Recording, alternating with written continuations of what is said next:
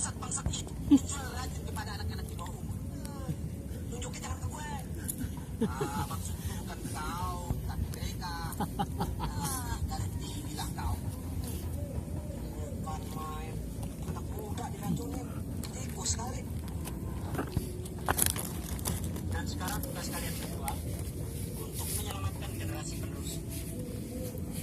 Oh Indro, urus soal Blue Film di Kopi Bos. Dan kau Dorman, urus soal buku-buku porno.